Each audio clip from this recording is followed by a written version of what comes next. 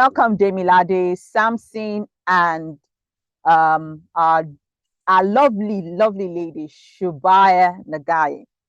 All right, so I think, they always say ladies first. So I'll start with ladies, even though some will say ladies first after men, but ladies first, really. Welcome, Shubaya. So this is going to be an interactive session. I'm sure that we'll give room for other participants to ask questions, but this is just basically between I and you guys, just to have a feel of your journey and how you got here, really. So the first question I'd like to ask is that you clearly have gotten some awards and scholarship, really. How did you get where you are? Take us through your journey, really. Okay, thank you so much for the beautiful introduction. I am Shubaya once again. I have had two distinct scholarships, that is the Commonwealth Scholarship and now currently the D43 NIH Scholarship. My journey with scholarships started with the Commonwealth Scholarship. That was for my master's in 2016, 2017. I got to know about the scholarships through a friend, a colleague I was working with. And at first I had imposter syndrome. I knew I wanted to study abroad. I knew I wanted to further my studies. And of course, coming from a third world country, any financial help you can get is the best option. And so my journey, I applied for the Commonwealth Shared Scholarship. Of course, there were a lot of challenges there, like the fear of failure, imposter syndrome, not knowing that I would get it, but through persistence and perseverance, I got it. And from there, after getting the Commonwealth Scholarship, I started to believe in myself more and went ahead and pursued PhD studies again on a scholarship. Yeah. So in brief, that's my background with scholarships. Really? Yeah. And thank you, Shubaya. So I'd like Demilade. Thank you. Demilade or Restonia. Oh, hi everyone. Hi, Tayo. Good to see you again. It's been a minute. I mean, my journey with scholarship is not as extensive as Shubaya, as I just decided it was time for me to get my MBA and applied and decided on what schools I was going to go for. So it's basically the program I'm on. That's the only time I've actively pursued a scholarship, and so that's just it. So you could see the way Demilade is answering, as a scholar, he didn't stress it. He just went for it and he got it. So Demilade, no, it's not that easy though. Like you asked, when did it start? I mean, I can tell the story of the entire thing. So I really would like for you to share your journey, really. So did it come as easy as you envisaged it will come? Like, what obstacles did you face? What was your experience generally?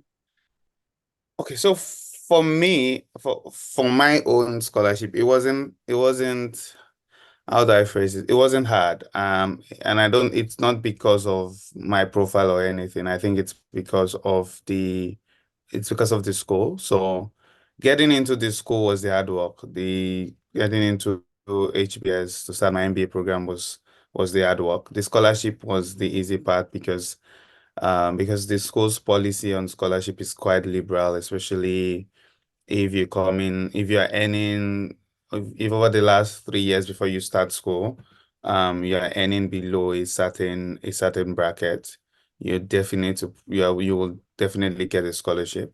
However, the hard work was actually getting admission. So the process of writing the GRE, GMAT, writing the essays for admission, doing the interviews.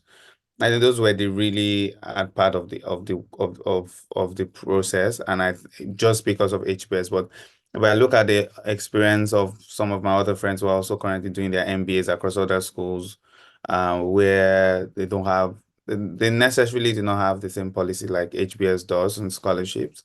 I think for some of them, yes, the hard work is on both getting admission and getting scholarships. But I think for a lot of MBA programs in the US, if you get in, the chances that you will get a scholarship is pretty high because a lot of the MBA programs, especially if it's a what do we call this thing? If it's an M7 school, so the M7 MBA programs are like the top 7 MBA programs in the world. Someone said what is HBS? HBS is Harvard Business School. So if you get in an M7 or even a T20, T20 is the top 20 MBA programs in the US, I think. I don't think it's in the world. But most of them also will be, yeah, I think there's a lot of and that's what a lot of people do not know actually. So you're looking at schools like Stanford, Harvard, Columbia, Chicago Booth, Wharton these days, Berkeley.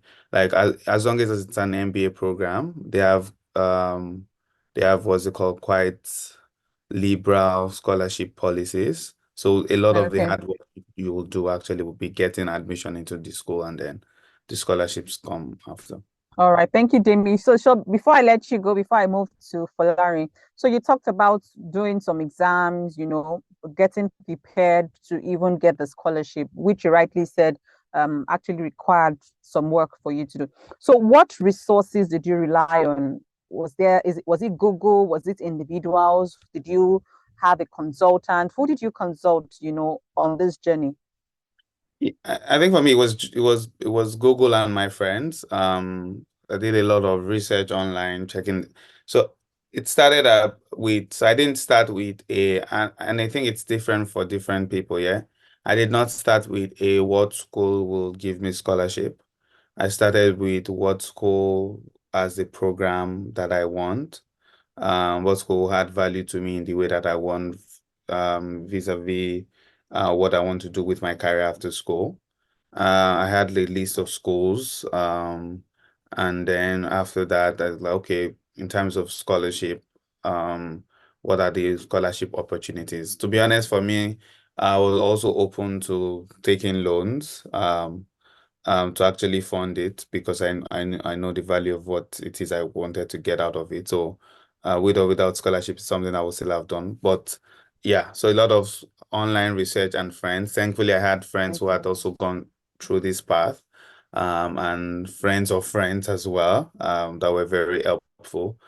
So those were the things I did in terms of scholarship. For prepping for what's it called, for the standardized exams. Of course, there's a lot of resources online. I also at some point had to get a personal tutor as well. Again, because just to better my odds at it. So those were the things I Brilliant. did. And I think people underplay the importance of friends.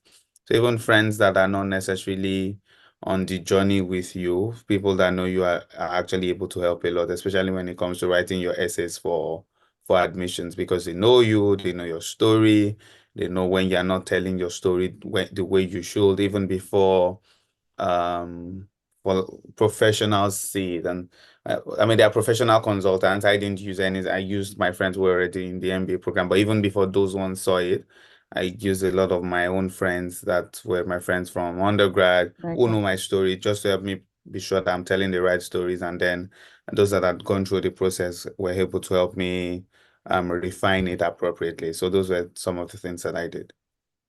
Brilliant. Thank you, Demilade. So one thing I pick from your response is that what doing at all is what doing well. The fact that you went all out to get what you really want. So let me move to Samson Folari. Just take us through your journey. How did you get to where you are currently, Samson? Okay. Good evening, everyone. It's a pleasure to be here and to share my experience with you. Thank you, Pastor Benga and Pastor Fire, for inviting me. Well, I think maybe my own story is a bit different because Demilade and the Nagai story are very, very simple and very straightforward. I think I had a very long route, I took a very, really long route to where I am presently. My scholarship journey started in 2018, when a colleague of mine, won the Chevron scholarship. I I didn't know anything about scholarship, about Chevening. That's, I mean, until that time. And then, you know, I was excited. I was happy for her that, wow, you got the scholarship. So that means you're going to be living Punch. I mean, and then you'll be away for 1 year, fully funded. I was inspired, you know, by the prospects and everything. And then that was how I, you know, decided to get more information on Chevening, what it's about. And that was the very first year I started my journey. But, you know, I didn't get it the first time. Chevening is one of the most prestigious scholarships, you know, in the world. And it's highly competitive, highly competitive. Of course, I didn't know what I was up against. I just, you know, wrote the essays and then I submitted. But then I failed. And then in 2019, I tried it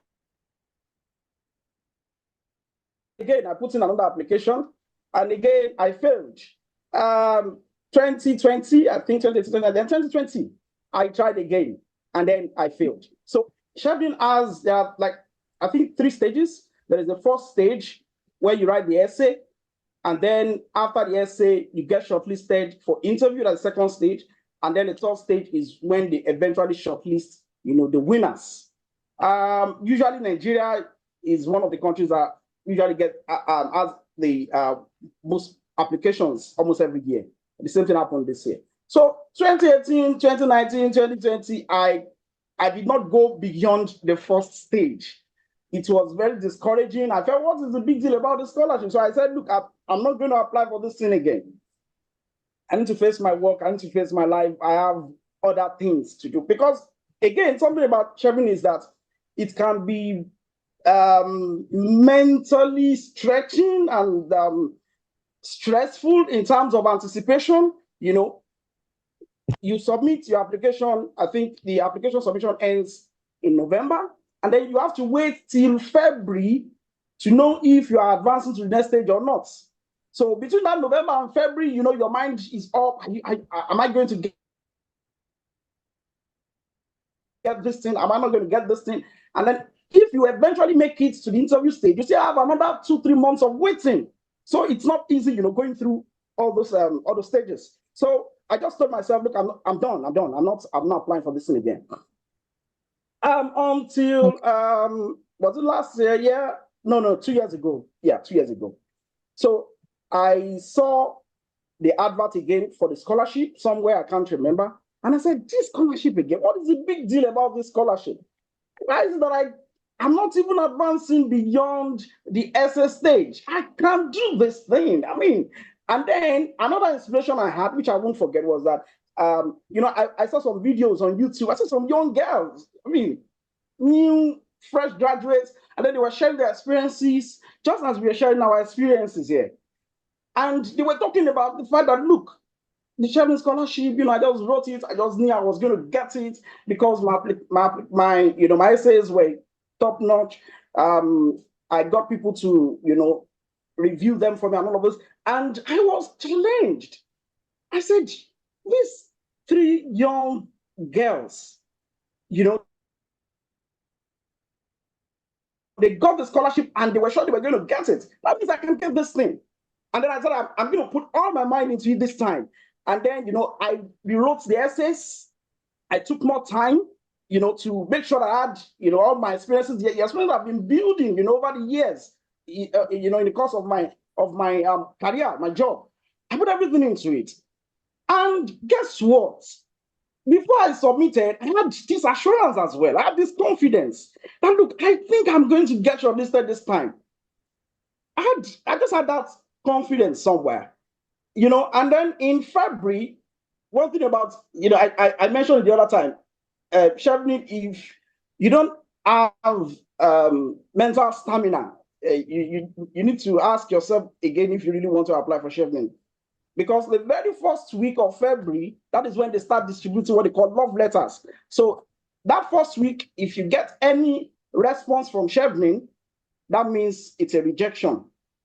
So everybody will always be checking their emails. And then that very first week of February, you know, I was anxious. I was afraid. Every time I open my email, I'm scared. Maybe I'm going to get a rejection letter. You know, almost every day, you know, imagine that kind of situation where you're not sure of what's going to happen next. You're not sure of what you're going to get. And then the second week of February, no, after that first week, after I did not get any email, my hope, started rising. I said, wow, does that mean I'm going to get shortlisted for this? Does that mean I'm going to advance to the next stage? And then 18th of February, I got the email, you've been shortlisted for interview. I was excited. I screamed, I said, wow, finally.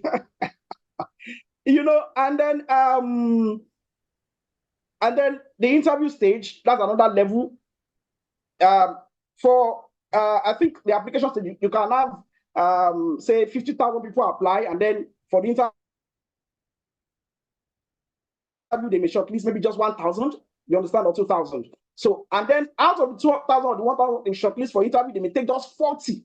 So to tell you how competitive scheduling can be. So, interview stage, I got more people to advise me on what to do, what to say when I meet the panel and everything. And this is very important.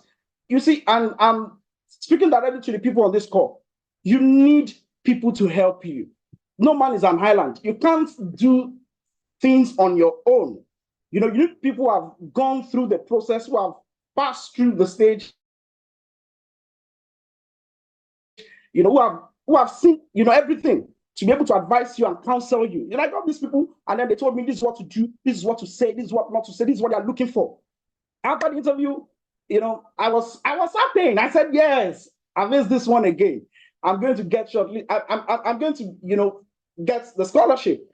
And then it got to time to get the feedback, and I was told I was on reserve. I was devastated. So after the interview, you are either shortlisted, you are either rejected, to start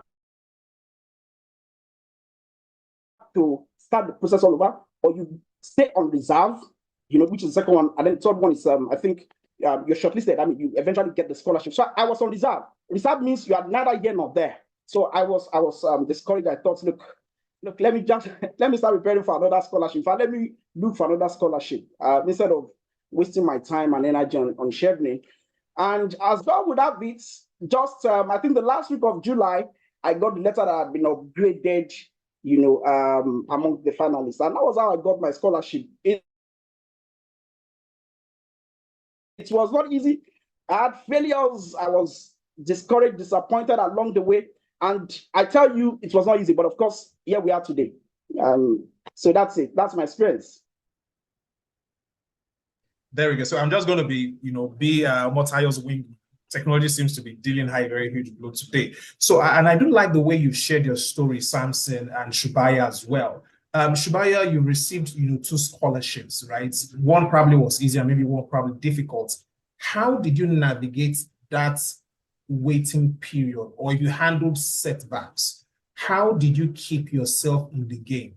Right? How did you deal with imposter syndrome? People admire the success. The success is always admirable. But you see, the real meat is, how do you navigate that season? And Samson has taught. I'm going to come back to you, Samson. But Shubaya, I want to hear, because you've done this, in Europe, and you also did this in Eastern Africa. So how did you navigate all of that? Yeah, thank you so much. So Samson talked about rejection, and maybe I didn't go in details at the start, but for the Commonwealth scholarship, I applied to several universities and I only got into one.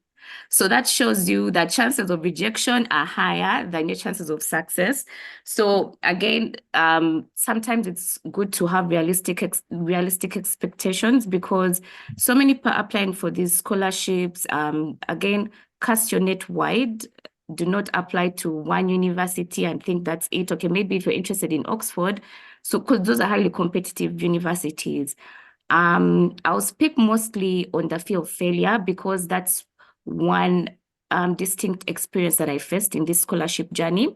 When I came back from my master's, I struggled to get a job. I don't know if it's the same with other master's students who go abroad and then come back to Africa. I applied for jobs, and sometimes people would tell me I'm too qualified.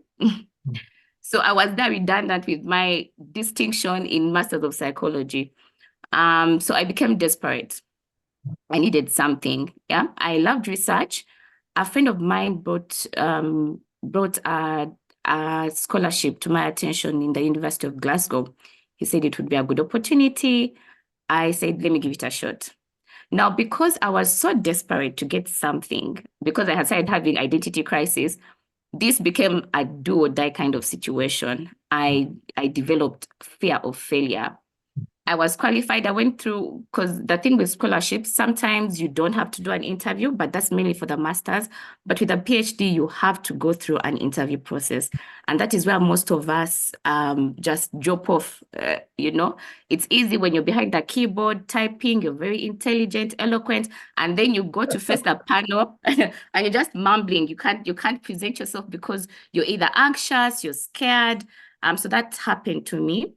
I applied for a PhD scholarship twice. The first time I failed because I actually got clinical anxiety.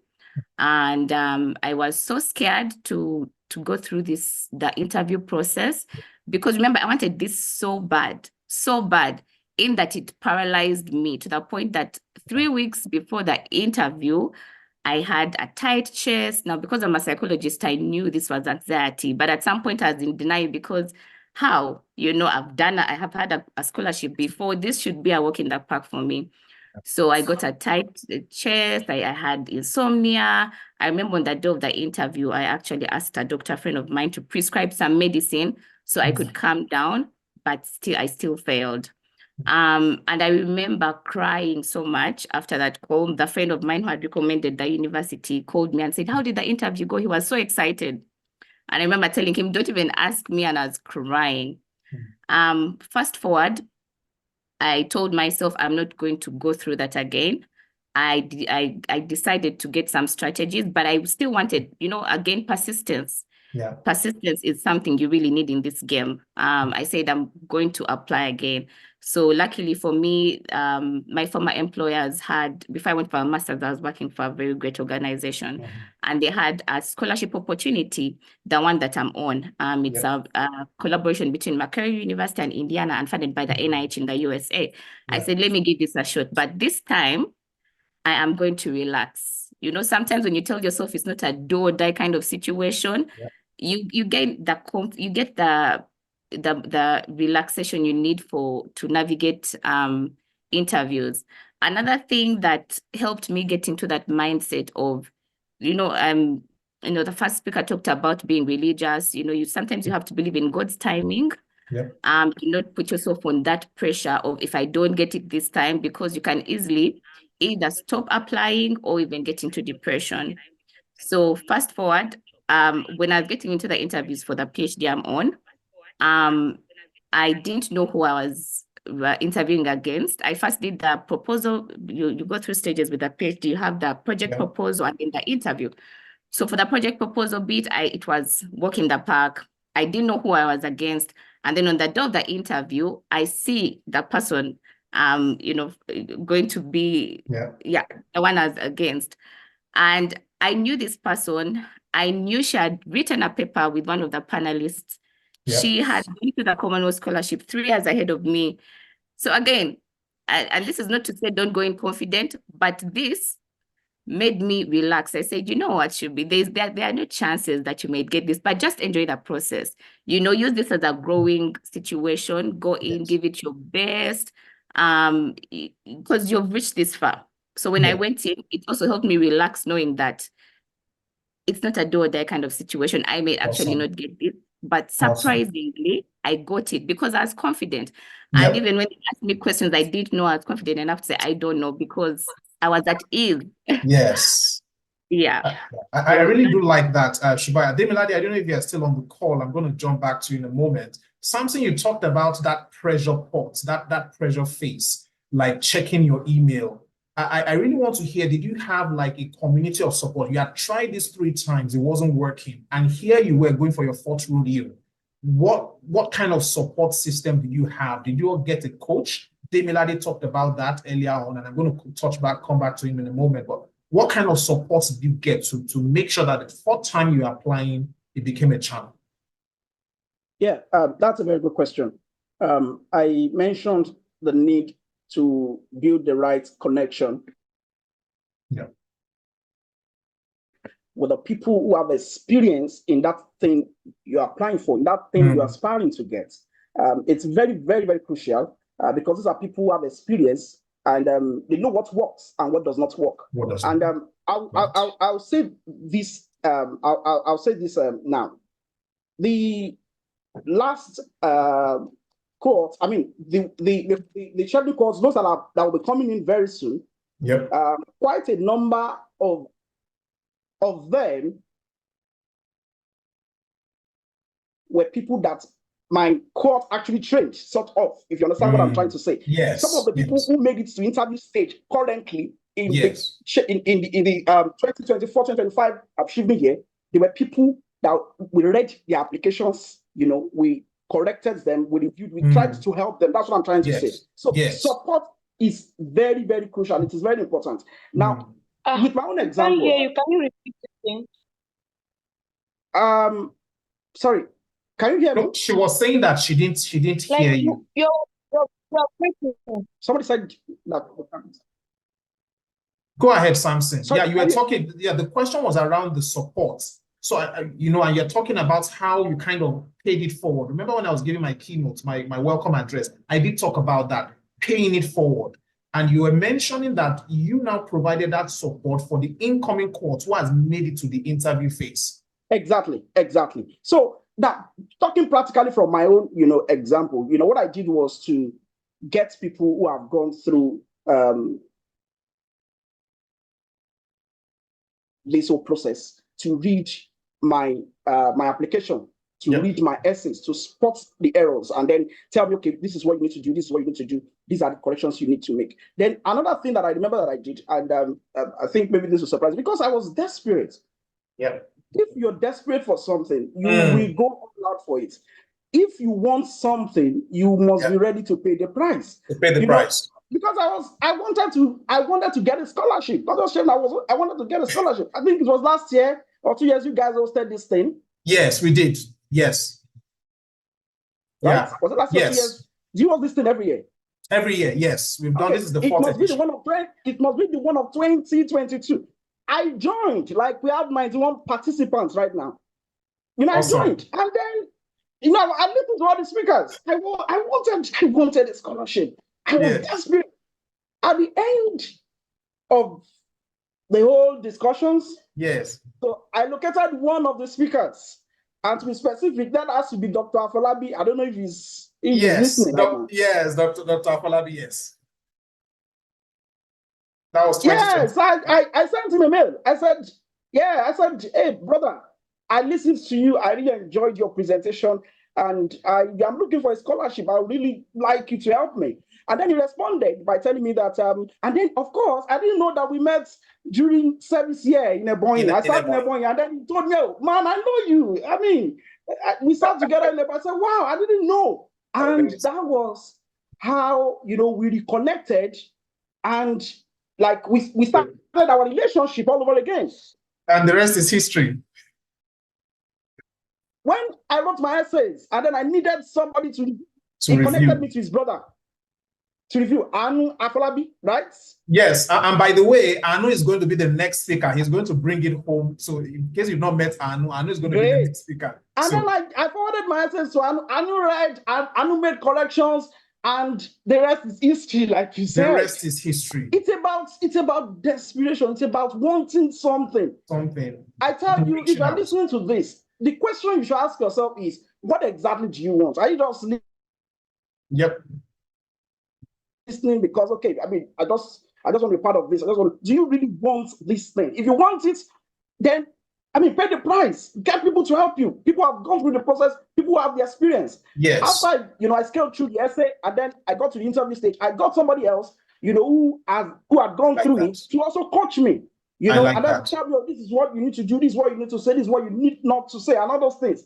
And I think that's just it. I mean, that's if there's anything I take away from what you are saying, is that it takes a village. That's the honest truth. It takes a village to truly raise a child. David, I wanted to hear again you applied to an Ivy League school. The name of the school just scares a lot of people. They will not even try. Like, who am I to get into Harvard? Well, here you were, you did that. Demilade, if you are there on the call, you could unmute yourself. If not, we're going to wrap up this session because I'm just going to do a quick round table to just say, what will be your parting shot? But Demilade, you said at some point you had to get somebody to review. Now, you had worked in some of the finest organizations in the world. So his confidence is not a problem. Shubaya is a first-class graduate. This is a brilliant person. Samson is a multiple award recipient. So these are brilliant people. Why did you go through that route to get somebody to help you review and write? What was that support that you enjoyed? And then we'll just do in the last 1 or 2 minutes a roundtable parting shots. Yeah, because marketing is not school application. There are two different things, and I think also because I'd applied to HBS the year before and I didn't even get an interview, and even then I still got people to review for me. So in the end, I can do marketing probably in my sleep, but does not mean I'm not an expert at everything. You also need people who have gone through the journey. They're able to better advise, and I think Samson was speaking about the person that helped him review and also how he has also helped people review. I was speaking with a couple of friends yesterday, 2 days ago, and we're sharing notes about how many application essays we're reviewing over December into January. January, I think I was in Tyros, I was in January, and I was still reviewing essays. No, in December rather, I was still reviewing essays for people that were applying. So in the end, your professional accomplishments are great, amazing, but they don't necessarily translate into you knowing how to present your story. So it's still your story, but there are ways to present it. Again, remember that you are not the only one applying for this role, for these openings. HBS, for instance, gets 10,000 applications every year. Only about 950 people get in. So if they are reviewing 10,000 applications, you want your application to stand out. Yeah. And the fact that you have an amazing profile does not mean it will stand out. You need to tell the story. And so I had to go meet the people that know how to tell this story. I love that. Now I'm just going to do a roundtable parting shots. I'm going to start with Shubaya. What will be your parting shot? So all those listening, I can see people already chatting and saying that your story is already inspiring to them. So guys, your parting shot, what would you say to somebody looking at you and say, God, I just wish to be there? What would you say, parting shot? My parting shot is don't give up. Don't give up. Remember God's timing. And if you really want it, you, like everyone has said here, seek out for guidance, contact people who have been through their journey, be persistent. You may not get it this year. I feel like the scholarships are a case of luck finding you ready. So you might get lucky next year when you've given up, so you have to always be ready, keep putting in the application, and your applications get better the more you try. The interviews get better the more you do. So don't fear rejection. It's part of the process. Yeah, Thank awesome. you. Samson. Okay, my parting shot will be to encourage everyone here that they should not give up. Don't give up. Believe in yourself. I don't honestly, I don't really believe any one of us is special or is extraordinary like that or anything. It's just you believing in yourself and telling yourself that you can get this thing. No matter the number of times you fail, if you are determined well enough, you are going to get that thing. Somebody said that whatever you sincerely believe,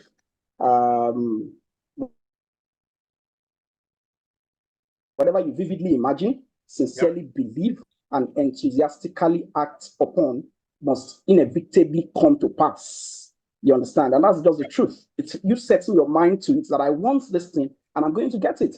And if you fail, it makes the story sweeter. It makes it more interesting, and then you can be a source of inspiration to many other people. Awesome. Demilade, your 60 seconds starts now. I will say start early. I think that time is very important. You do not want to be starting your applications 2 months to the deadline.